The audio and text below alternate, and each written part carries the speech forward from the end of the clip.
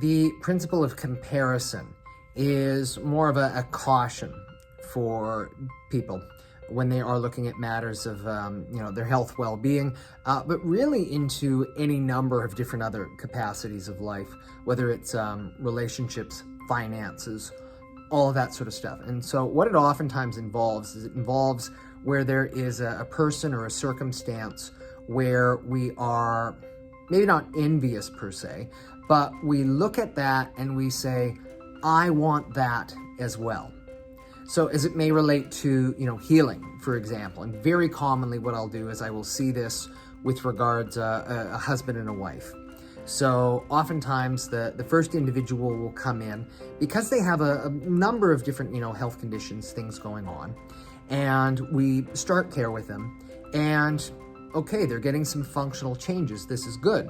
And it inspires their, partner to come in and do a little bit of the work themselves. Okay, great, awesome. This is the frustrating part, is usually it's the second person. They have a most amazing kind of result. And it's the difference between what we, call a repletion, a rapid jump up, versus a retracing, where there's more damage that needs to be undone. And what happens, and this typically doesn't happen between the husband and wife per se, but it can happen between people who don't actually know each other. And it is where we see where somebody has had this kind of an outcome, but we're saying, well, why did I only get this in like the same period of time? What we're doing is we're making a comparison where the reality is we don't know what the true circumstances might be. On the surface, and based on the symptomatology, things may look pretty much exactly the same. But the truth and the reality is that all of the underlying factors are completely different. So even in terms of a person's genetics, and I get it, there are a number of epigenetic factors, which actually seem to be, arguably even more important. But the understanding here, because we are different genetically and epigenetically, what is perhaps my 100% potential is not the same as another person's 100% potential. So for example, let's say that I wanted to do a swimming event, but I was to then compete against somebody who was much taller, had much greater wingspan. Let's say that I worked my tail off in order to be the fastest swimmer that I could possibly be. Good on me. And let's say that this other person doesn't quite put in quite as much work, but because of their their physique, they have a physical advantage over me that allows them to win despite my very best efforts. So if we start making a comparison of unalike circumstances, that is how we can ultimately create resentment and ultimately disappointment in our own selves.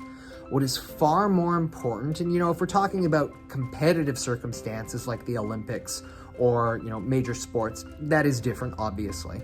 But if we're talking about matters of our own health, it's not wise, even though we're all going to be tempted to do it in one form or another, it's not wise to compare our outcome with somebody else. And it's because the truth is that we don't know their circumstances versus ours. Again, just because on the surface we might be experiencing the same kind of symptoms, the same kind of issues, and even though we do experience and are able to categorize people based on how long we think it's going to take for them to heal, the different factors that are going to be involved, there are also a lot of variables that we don't get to control. And so the wiser approach, it's not to measure our progress against somebody else. It's to measure our progress against ourselves.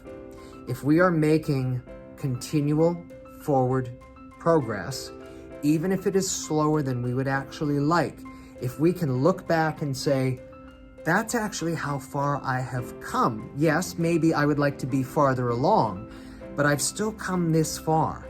That gives us that sense of appreciation that we are actually doing the right thing. It helps us out so we're not necessarily discouraged when we're doing what we need to, and it gives us that better ability to respect and work with the physical matter that we have, the innate intelligence that we have, and not get as frustrated or despondent, dejected and ultimately, stop doing the thing that is actually helping us out because we're trying to compare ourselves to other people.